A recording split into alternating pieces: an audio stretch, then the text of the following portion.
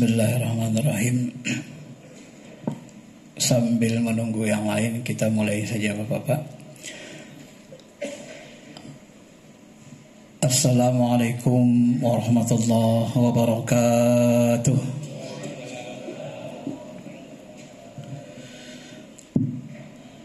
Alhamdulillahi wahdah, la syarikalah.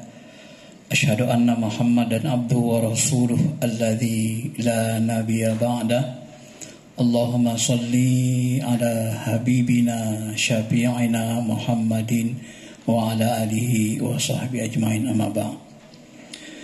Ma'asyiral muslimin, Bapak Ibu yang dirahmati Allah, mari sama-sama kita mensyukuri nikmat yang zahir maupun nikmat yang batin, seperti keimanan, nikmatnya beragama Islam, bertuhankan Allah. Ini kalau kita syukuri semua, insya Allah nanti Allah langgengkan sampai nanti kita kembali kepada Allah dengan membawa keimanan, keyakinan, dengan husnul khawatimah. Amin, amin ya rabbal alamin. Bapak Ibu yang dirahmati Allah Subhanahu wa taala, tema yang akan kita bahas adalah puasa dan spiritualitas.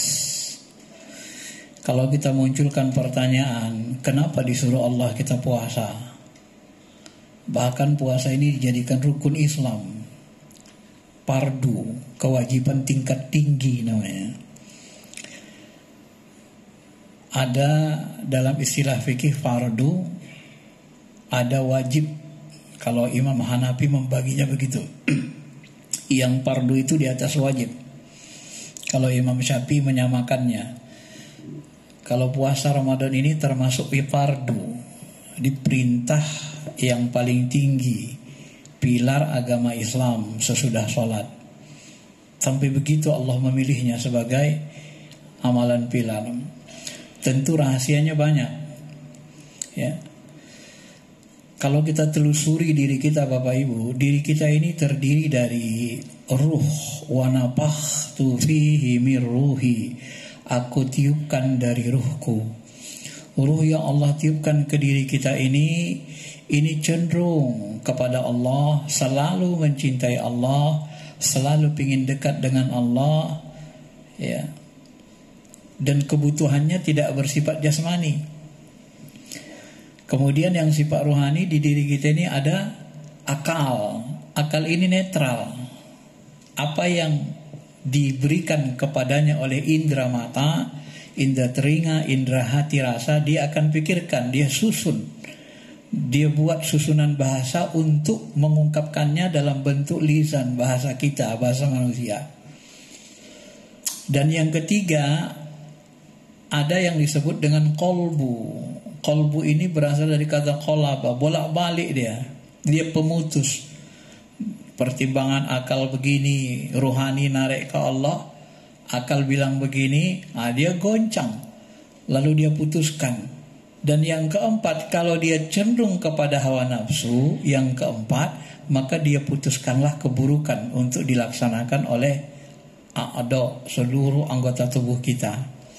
Jadi yang tak tampak dalam diri kita dan dia ada, itu bisa ruh nurani kita yang cenderung ke Allah, mencintai Allah, bisa akal netral berpikir, bisa kolbu yang pemutus bolak-balik, ya, bisa hawa nafsu.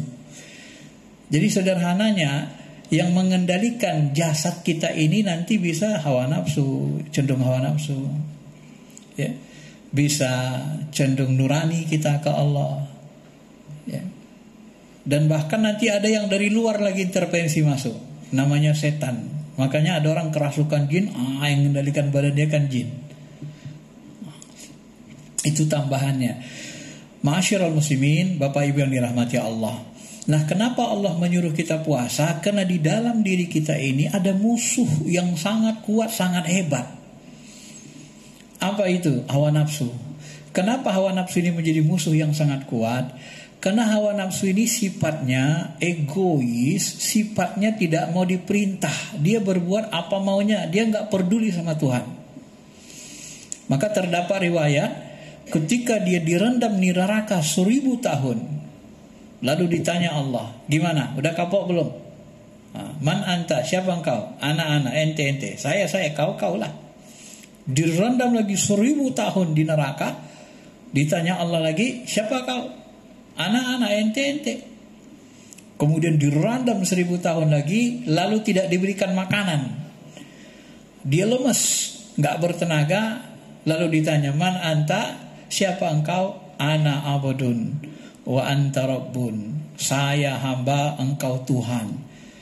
Tapi dia bilang di situ Tuhan saja, bukan Tuhanku. Tetap dibilangnya Tuhan saja. Artinya dia masih tidak mau patuh itu hawa nafsu itu. Dia maunya pokoknya kalau enggak keinginanku enggak mau. Terserah mau halal mau haram aku enggak mau. Enggak mau diperintah dia. Ini model hawa nafsu.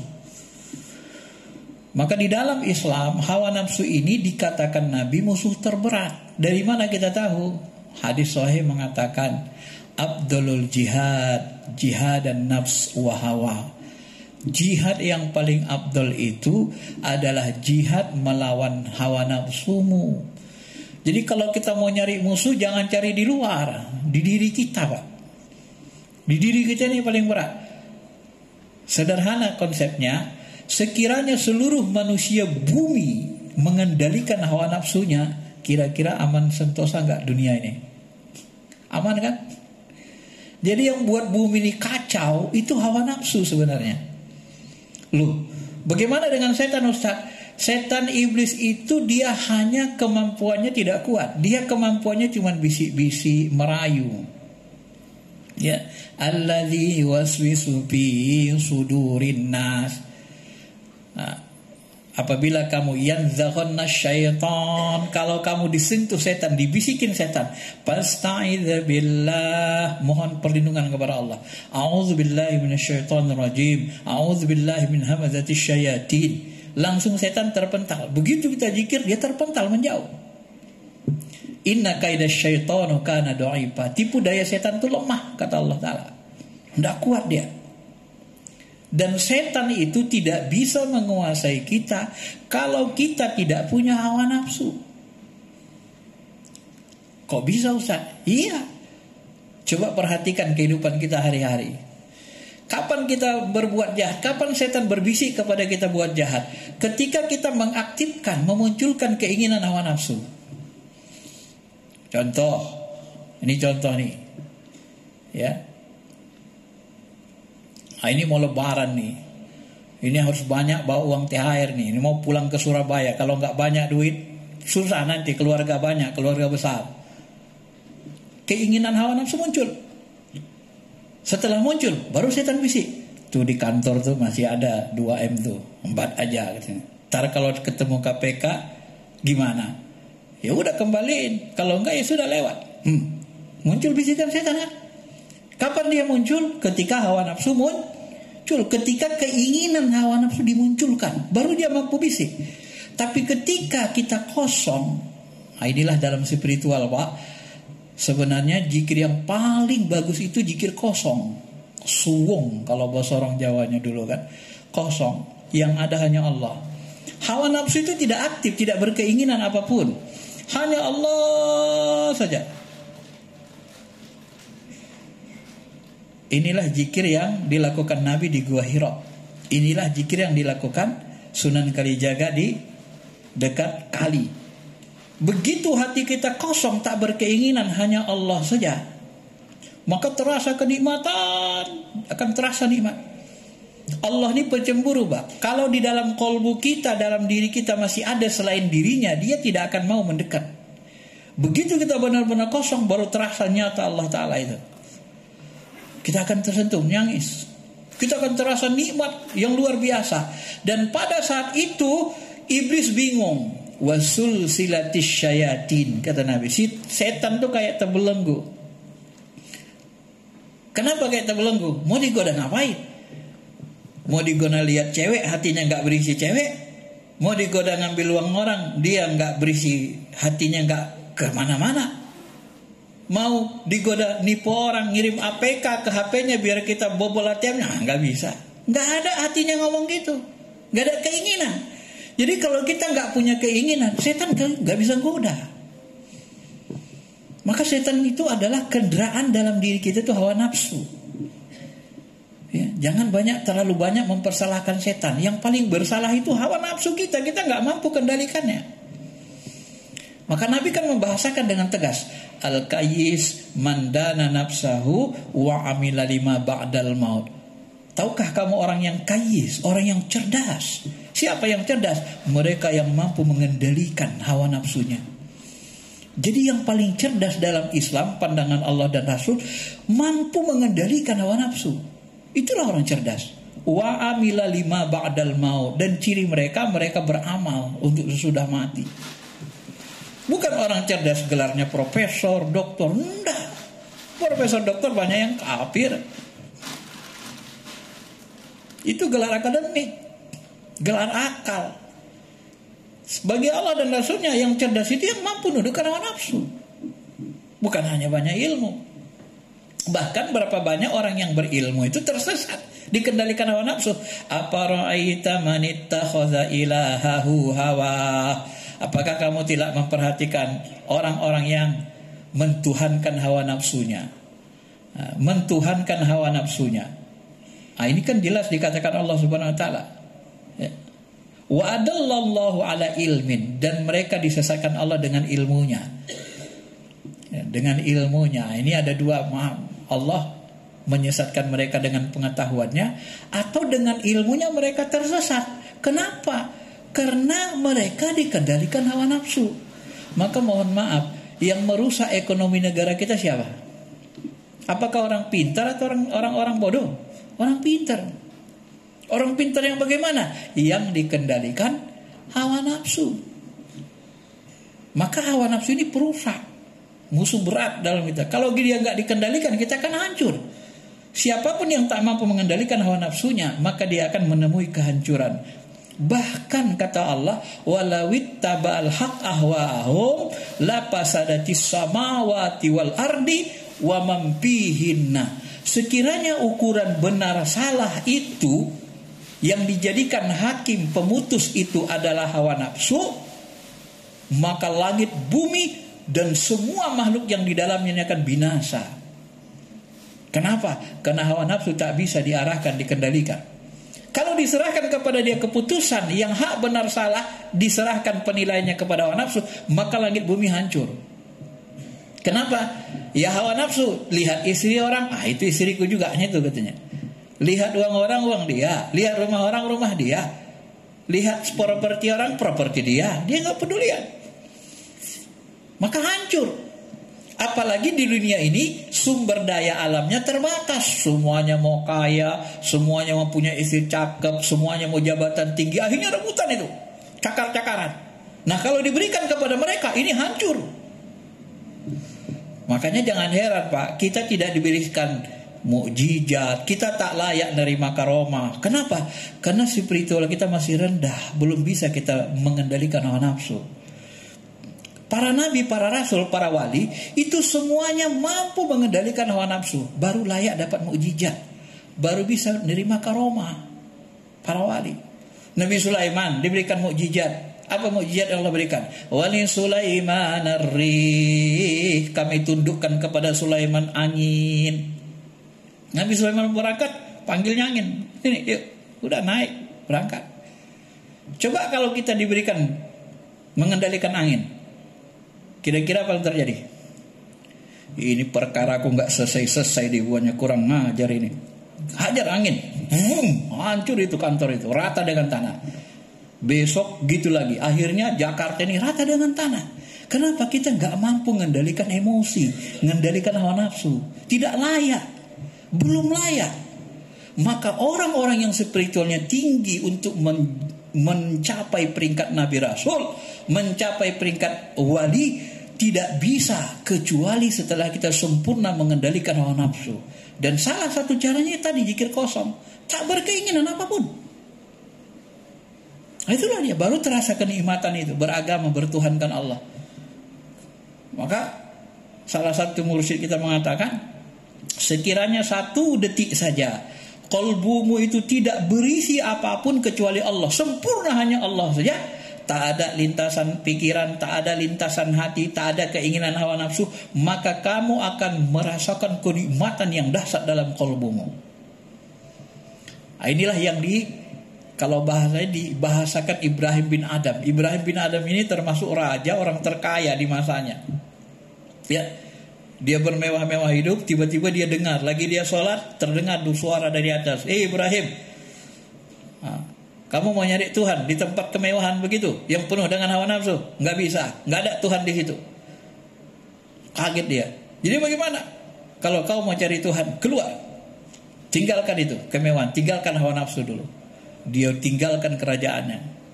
Dia pergi mengembara, dia kendalikan hawa nafsu. Setelah dia mencapai makrifat, dia kenal Allah. Lalu apa dia katakan? Sekiranya raja-raja tahu apa yang saya rasakan, yang saya dapatkan ini, niscaya mereka akan paksa rasa ini untuk mereka rebut, mereka ambil, walaupun mereka harus memberikan kerajaan mereka kepada saya. Padahal dia mantan raja. Dia ngomong gitu. Karena rasa bertuhan itu kenikmatannya, Pak, itu hanya bisa kita rasakan, susah untuk diceritakan. Rasakan saja. Sama kayak rasa durian. Enaknya, bagi yang suka duriannya, enaknya ya Allah. Macam mana enaknya? Nggak tahu aku. Pokoknya enak, makan aja lah. Nggak bisa kita ceritain. Kalau Ibnu Taimiyah membahasakan, barang siapa tidak menemukan surga di dunia, maka dia tidak akan menemukan surga di akhirat. Apa surga dunia itu? Surga dunia apa, Pak? Udah ketemu gak surga di dunia? Jangan Bapak kira di dunia ini gak banyak surga. Dunia ini surga. Harus ketemu dengan surga dunia, Pak. Nah, kita ambil hadis Sahih Muslim. Nabi membahasakan begini. Idza marartum biriyadil jannah farta'u. Kalau kamu lewat taman sorga, mampirlah, kata Nabi. Wa mariyadul jannah ya Rasulullah. Taman sorga itu apa ya Rasul? Kata Nabi, hilakah zikir, halakah zikir, zikir melingkar. Pertanyaan saya, sorga dengan tamannya terpisah jauh enggak? Gedung Mahkamah Agung dengan tamannya terpisah enggak? Enggak terpisah, melekat. Maka ketika kita berzikir, benar cara zikirnya melingkar, itu kita akan merasakan seperti di sorga, Pak. Isi sorga itu apa? Kenikmatan, kenyamanan, ketenangan. Itu isi sorga. Tidak ada kesulitan hidup di situ. Tidak ada kesusahan di situ. Susah itu kan rasa, letaknya di mana? Di kolbu. Begitu kita zikir, terbuang dia.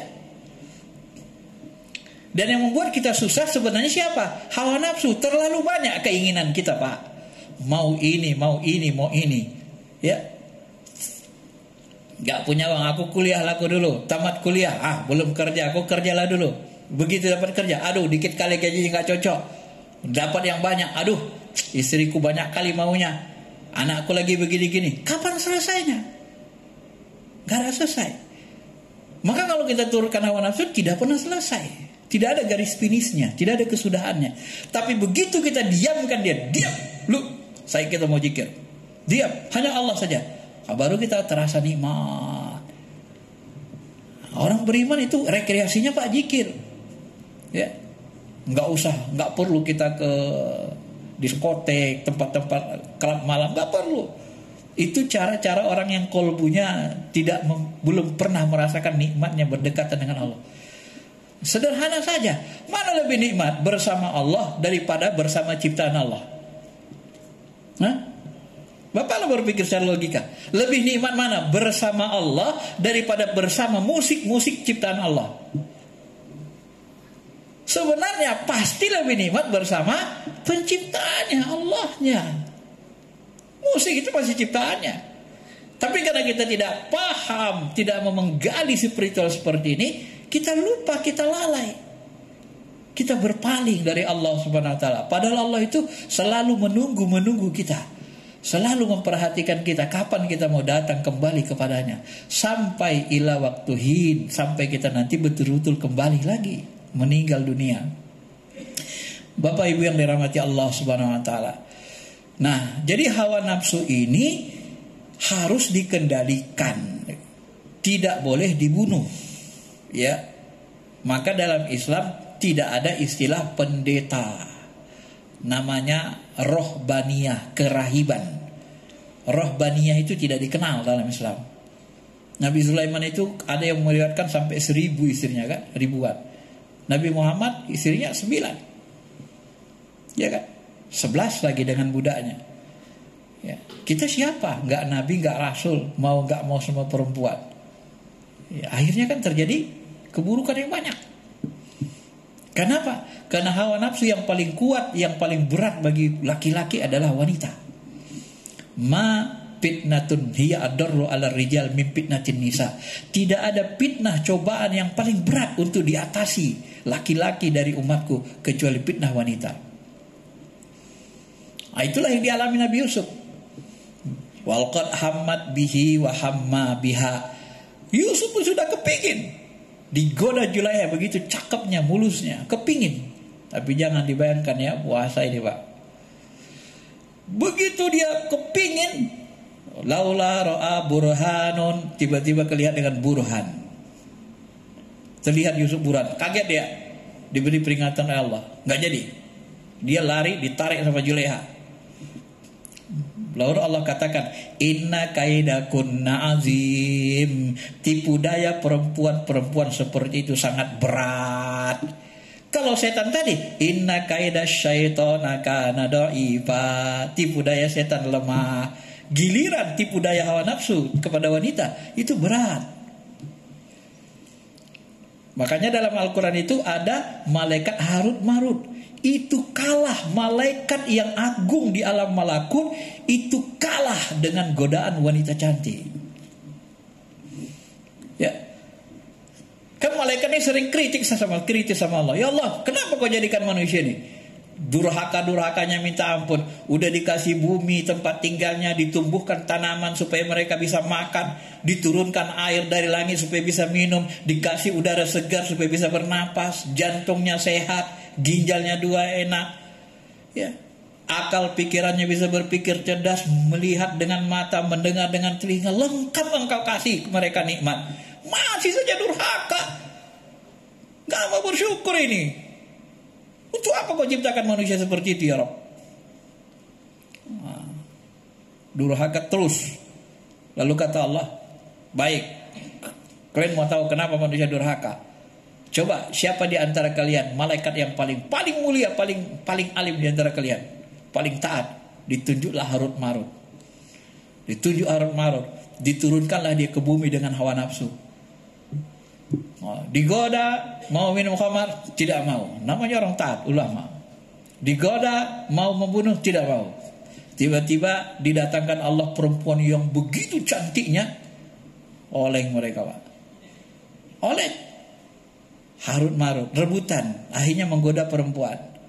Digoda perempuan, apa kata perempuan itu? Baik, aku mau sama kalian, tapi ada syaratnya. Syaratnya apa? Temani aku minum khamar ini. Mulai bingung. Tadi kan gak mau, mulai bingung linglung. Terakhir bilang, ya udah kita minum aja dikit. Yang penting cinta kita diterima. Minum dikit, suruh tambah lagi, tambah. Oleng.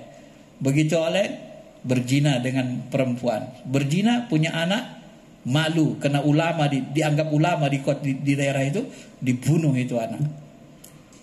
Akhirnya mereka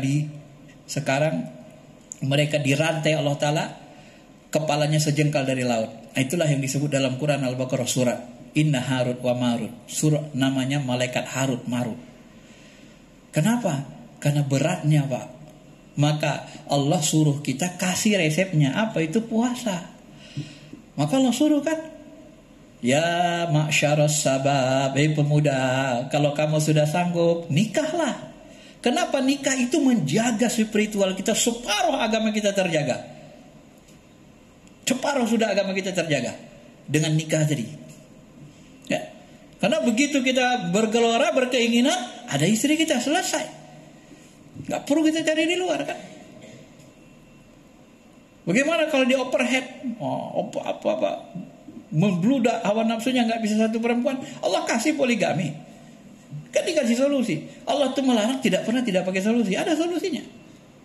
Dibolehkan. Yang penting baik-baik saja. Nah begitulah Allah Subhanahu Wa Taala menuntut. Jadi hawa nafsu ini dikendalikan, bukan dibunuh. Nggak bisa dibunuh dia, Pak. Ya. Pernah satu saat malaikat juga kritik Allah, ya Allah kenapa durhaka, sama kayak tadi, kenapa durhaka ke manusia ini, sama enggak? Kata Allah, baik, suruh malaikat coba cabut itu hawa nafsu seluruh masyarakat di desa itu, cabut hawa nafsunya, dicabut semua hawa nafsunya. Akhirnya masyarakat tuh ke masjid aja, kayak gini aja lah Pak kerjanya, nggak mau keluar lagi, dua-dua aja sama Allah ya. Akhirnya malaikat heran, loh ini ibadah aja udah kayak kita katanya. Iya, malaikat kan gak ada hawa nafsu, kerjanya ibadah terus. Tapi gak mau cari nafkah lagi, gak mau nikah lagi. Orang gak ada hawa nafsu. Ini gak akan ada ini Pak.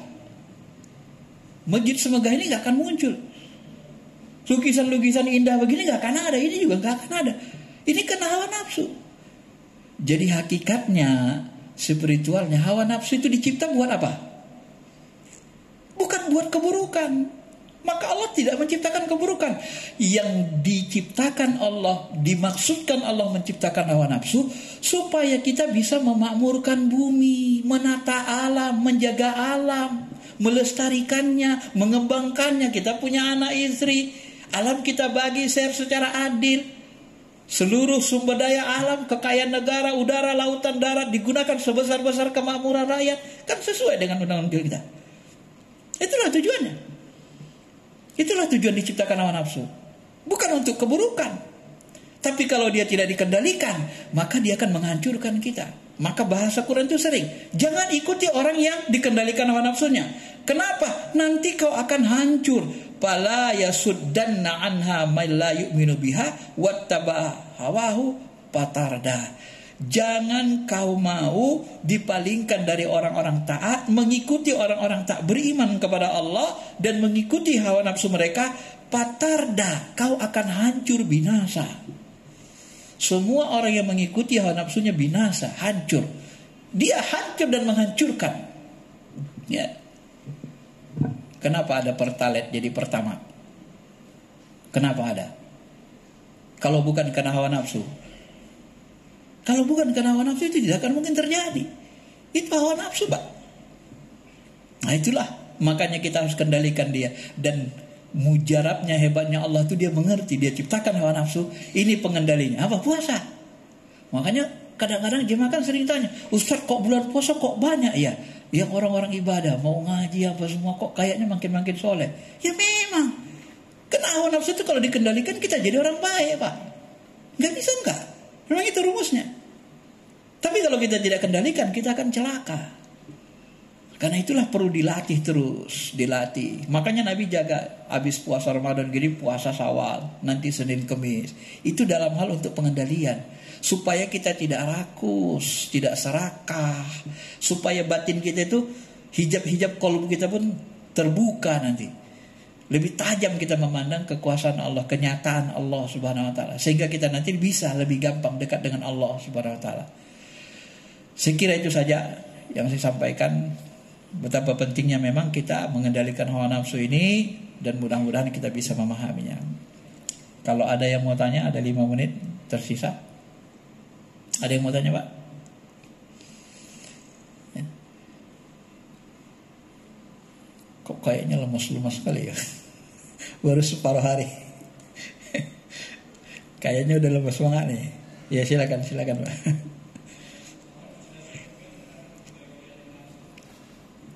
Ya. Jadi begini. Allah Subhanahu Wa Taala sering menyebut kata hawa. Jadi yang jahat itu sebenarnya hawa. Di Indonesia kan jadi hawa nafsu. Karena hawa itu menguasai nafsu. Sebenarnya nafsu itu adalah nafs totalitas, isinya ruh, akal semua itu nafs.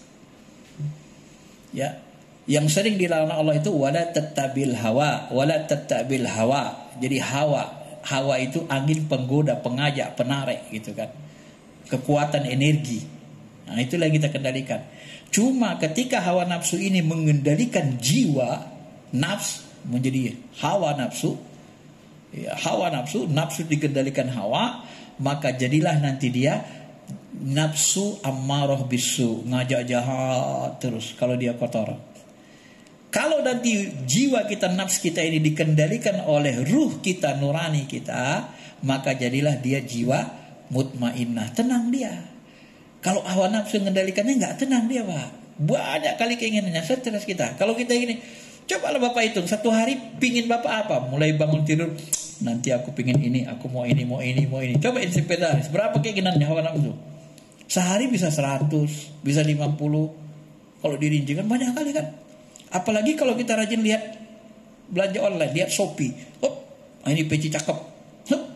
Ini jas cakep. Mulai kan.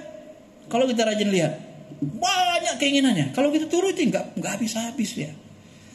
Nah, jadi kalau dia dikendalikan ruh kita, nurani kita, maka nanti dia nafsunya, jiwa kita mutmainnah. Maka gerakan orang yang dikendalikan ruh itu gerakannya tenang. Allah sakinah dia. Misalnya kita angkat takbir, Allahu Akbar. Ini yang kendalikan ruh dari dalam nih. Nah, halus dia Pak gerakannya. Nah, kalau hawa nafsu, nah ini hawa nafsu nih. Kalau gitu kan, itu hawa nafsu kendaliin. Jangan sampai kita kendaliin. Maka kita kalau dalam dunia spiritual tarikat, kita dilatih itu supaya yang mengendalikan diri kita ini jangan hawa nafsu. Kalau kita mau naik peringkat spiritual kita, makom ruhani kita, makom ruhani Nabi dan Rasul para wali itu, mereka yang mengendalikan nuraninya langsung dari Allah. Wa ma ramaita idz ramaita walakinnallaha rama, bukan kau yang memanah Muhammad, tapi Allah. Langsung Allah mengendalikan. Makanya doa Nabi pagi petang diajarkan apa coba? Diajarkan kepada Fatimah juga doa ini. Doa luar biasa doa Nabi itu, Pak. Nabi itu nggak boleh wa ma yantiqu anil hawa in huwa illa wahyu. Nabi itu nggak boleh ngomong bicara apa-apa pakai hawa nafsu, nggak boleh pakai hawa. Dia bolehnya apa?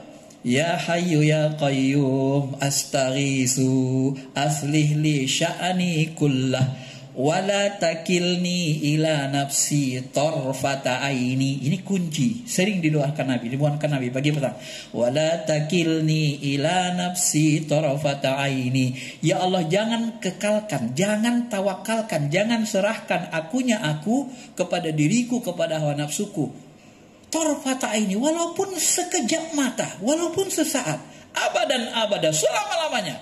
Jadi Nabi tidak mau kata-katanya, perbuatannya, gerak langkahnya itu yang menggerakkan jiwanya, hawa nafsunya. Dia mau Allah yang langsung gerakkan. Ini kalau Bapak amalkan, nanti urusan Bapak jadi dikendalikan Allah, ditunjuki Allah semuanya. Masalah-masalah berat akan selesai. Bacalah doa itu. Ya Hayyu ya Qayyum astaghizu. Tolong aku ya Allah. Aslih li sya'ni kullah. Selesaikan, perbaiki urusan-urusanku. Wala takilni. Jangan serahkan aku menyelesaikan urusanku. Ini berat, aku nggak mampu. Jangan serahkan aku kepada diriku, akunya aku, hawa nafsuku. Jadi Allah yang mengendalikan, Allah yang mengarahkan nanti. Ya, begitu Allah yang mengarahkan kolbu kita, hati kita, gerakan kita, itu selesai nanti pelan-pelan. Selesai, kebuka dia. Oh ini solusinya. Oh ini. Silakan dia amalkan. Saya sudah amalkan buktinya. Saya sudah buktikan. Begitu saya hafalin, saya buktikan langsung. Masalah-masalah mau selesai dalam beberapa hari. Allah tunjuki. Heran kita Pak. Ini rupanya salahnya. Allah yang tunjuki. Ya Allah, inilah mau kau yang tunjuki. Kalau nggak kau tunjuki, nggak ngerti aku. Padahal di depan kitanya solusinya itu. Tapi nggak tahu kita itu solusinya. Coba. Begitu tiba-tiba Allah tunjukkan, oh ini rupanya, dikasih tahu sendiri. Ketika saya ngamalkan itu salah satu bukti yang saya dapatkan. Silakan Pak. Memang begitu. Jangan mau kita dikendalikan hawa nafsu. Begitu ya. Jadi ada jiwa yang tenang, kalau yang mengendalikan nurani, ada jiwa amarah, ada jiwa lawamah, suka mencela karena dia masih bolak-balik, kadang baik, kadang buruk dan seterusnya. Terima kasih. Mohon maaf kalau ada kekurangan. Assalamualaikum warahmatullahi wabarakatuh.